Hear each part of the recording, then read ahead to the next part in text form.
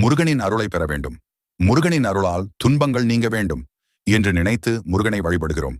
குறிப்பாக முருகனுக்குரிய சஷ்டி, கார்த்திகை, செவ்வாய்க்கிழமை ஆகிய நாட்களில் விரதம் இருந்து வழிபடுவார்கள். முருகனின் அருளை பெற வேண்டும் என்பதற்காக ஆலயத்திற்கு சென்று வழிபடுகிறோம். முருகனை மனமுருகி வேண்டுபவர்களின் எண்ணிக்கை நாளுக்கு நாள் அதிகரித்துக் கொண்டே வருகிறது.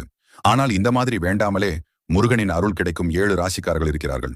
அவை எந்தெந்த ராசிகள் என்று நம்ம முருகன் ஆராதனை வீடியோவை முழுமையாக பார்த்து அறிந்து கொள்ளுங்கள். இந்த 7 ராசிக்காரர்களும் முருகனின் அம்சம் மற்றும் முருகனின் அருளுடன் பிறந்தவர்களாக இருக்கிறார்கள். முருகனின் அருளை பெற்ற ராசிக்காரர்கள் மேஷம், ரிஷபம், கடகம், சிம்மம், கன்னி, துலாம், விருச்சிகம் போன்ற ராசிகளுக்கு முருகனின் அருள் கேட்காமலே கிடைக்கும். இந்த 7 ராசிக்காரர்களிடமும் முருகனின் அம்சம் இருப்பதை உணர முடியும். ஆளுமை, அழகு, பேச்சாற்றல், துணிச்சல், எதையும் எதிர்கேண்டு சாதிக்கும் திறன், வியாறுப்புணர்வு, ஞானம் உள்ளிட்ட குணங்கள் காணப்படும்.